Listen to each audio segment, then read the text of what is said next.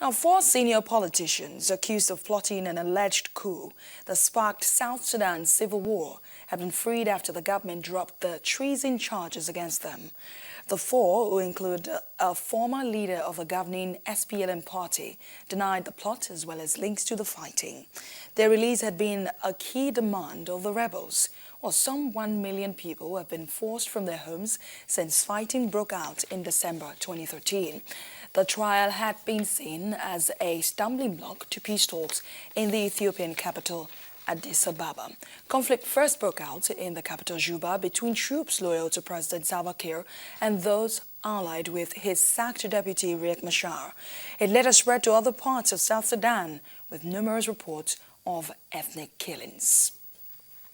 Now, to further discuss this matter right now, the Voice of America's UN correspondent, Margaret Bisher, joins us live on The World Today. Thanks a lot for joining us, Margaret. Thank you for having me. Thanks a lot. Now, let's start with this. The UN has condemned the violence in South Sudan, especially the recent massacre of civilians in the town of Bentiu. What exactly is the United Nations doing to end this cycle of violence? Well, the UN has taken several steps. First of all, there's the Security Council. They've authorized an additional 5,000 more peacekeepers to join more than 8,000 that are already there on the ground. Unfortunately, only about 1,000 of those have arrived. Some have been borrowed from other UN missions in the region, but they're waiting for countries to volunteer troops to send. So that's part of the problem. But the UN is also supporting the regional mediation by IGAD. You know, the ceasefire agreement was signed 3 months ago, but neither of the parties has implemented it. And the talks in Addis don't appear to be moving or progressing. But the UN has definitely trying to support regional solutions to this problem.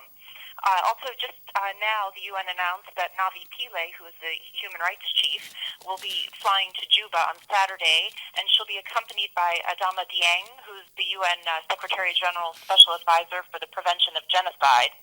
So they're going there to see what they can do. But it's a difficult environment for the UN to be effective in when both the government and the rebels have been accused of committing atrocities, and the government has been uncooperative with UNMISS, the mission. They've been impeding their work and violating their status of forces agreement.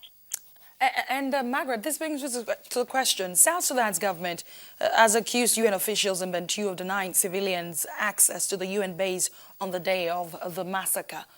What is this UN saying about this? What is the UN saying about this? Yes, the information ministers made those charges on Wednesday, and the UN mission in South Sudan really quick to challenge the truth of those remarks.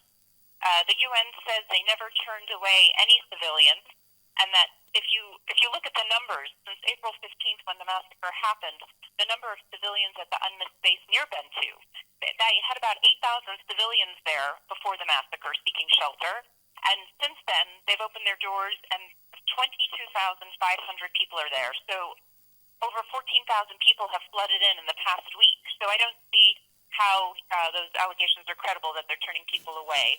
And also when the peacekeepers heard about the attacks, they went to the hospital in Bentiu and they went to the Kalibali Mosque and they helped trap civilians there leave, hundreds of them, many of them wounded. They brought them to the base. They also went to Rubkona, the town of Rubkona, and they escorted thousands of persons back to the peacekeepers' base. So to the protection shelters, I should say.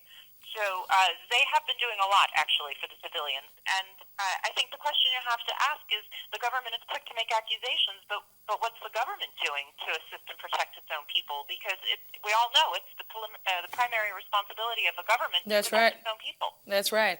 And you see, it appears a blame game between both of them, the UN and the government. Now, the UN also has blamed the rebel forces for the massacre.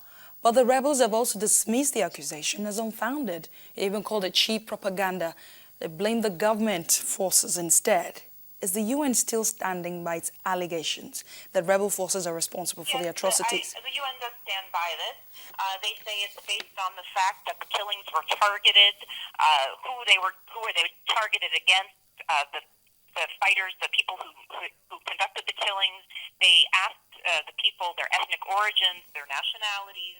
then they separated them, and they specifically killed certain groups. They killed Darfuris who are from Sudan, from the north, perhaps because the GEM has been accused of working with the South Sudan government forces. They also killed some Nuers. And although the Nuers are their own people, the SPLA and opposition rebels, those are their own people, but these were people who were at the hospital who didn't come out and cheer for the arrival of the rebels when they arrived, and so they punished them, basically, for not doing that. The UN has also said that the rebels used the radio Bentu FM channel, the radio channel, to broadcast hate speech and to urge the rape of women from another community. So these are what the UN is basing these accusations on, and they do stand by them.